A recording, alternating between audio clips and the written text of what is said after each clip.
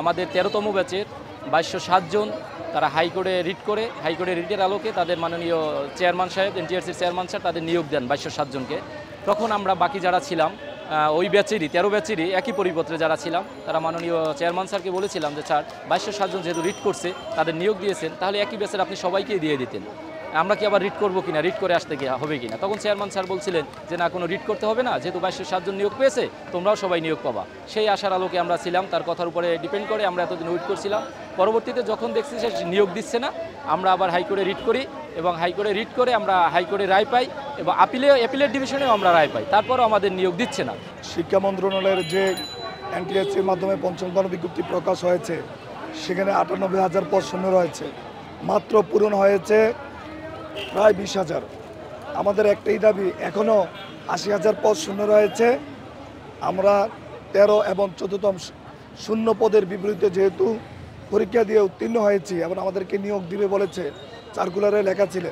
আমরা 2015 সনের সংশোধিত গ্যাজেট পরিপত্র এবং সার্কুলার আলোকে 2016 সনে আমরা পরীক্ষা দিই 5,27,754 জন। তার মধ্যে মাত্র আমরা প্রিলিমিনারি ভাইভা দিয়ে 17,254 জন টিকি। আমাদের সার্কুলার লেখা ছিল শূন্য পদে টিকানো হবে। 17,254 জনের মধ্যে 22 জন হাইকোর্ট তাদের 60 দিনের মধ্যে নিয়োগদান নির্দেশ দেয়। পরবর্তীতে সেটা আপিলে যায়, আপিলে সে হাইকোর্টের বহাল রাখে এবং এনটিআরসি এবং শিক্ষা মন্ত্রণালয় গত 2021 এবং 22 সনে তাদেরকে সেই আপিলের রায়ের আলোকে তাদেরকে নিয়োগ দেয় এবং তারা সেই 22 জন বিগত 2 বছর হলো বিভিন্ন শিক্ষা প্রতিষ্ঠানে চাকরি করছে। পরবর্তীতে আমরাও 13তম 14তমদের আমাদের গ্যাজেট পরিপত্র এবং সার্কুলার একই হওয়ার কারণে আমাদের শূন্য পদে টিকানোর কারণে আমরা মামলা করি হাইকোর্টে। মামলা করার পরে আমাদের হাইকোর্টে আমাদেরকে ওই 60 দিনের মধ্যে নিয়োগ দিতে দেয় এবং আপিলে সেই রায় বহাল রাখে এবং ইভেন আমাদের আপিলে হচ্ছে 344 চালকে 22 দিন নিয়োগ পেয়েছে, সেই ডিরেকশনে আমাদের নিয়োগ দিতে বলেছে। আমরা গত 15 মাস হলো আমাদের আপিলের রায়টা এসছে গত 2 এপ্রিল 2023। গত 15 মাস হলো আমরা এনটিআরসিতে গিয়েছি, শিক্ষা মন্ত্রণালয়ে যোগাযোগ করেছি, তারা আমাদের কোনো রেসপন্স করে নাই। আমরা মানববন্ধন করেছি, আমরা রিকোয়েস্ট করেছি, কোনো রেসপন্স করে নাই। মাননীয় প্রধান উপদেষ্টা, শিক্ষা সচিব এবং শিক্ষা উপদেষ্টা সহ যারা সংশ্লিষ্ট আছে তাদের সবার কাছে উদ্যত বিরুদ্ধে অনুরোধ করছি আমাদেরকে যেন অতি সত্যই যেন আমাদেরকে নিয়োগ দেওয়া হয়।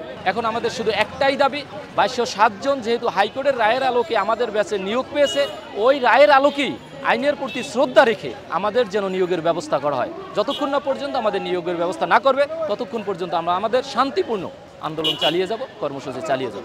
আমাদের দাবি এখন একটাই যে 22 জন হাইকোর্ট আপিল ডিভিশন রায়ের আলোকে নিয়োগ পেয়েছে একই গ্যাজেট এবং পরিপত্র এবং সার্কুলারে। আমরা 13-14তম একই গ্যাজেট পরিপত্র এবং সার্কুলারে আমরা শূন্য পদে আলোকে টিকেছি।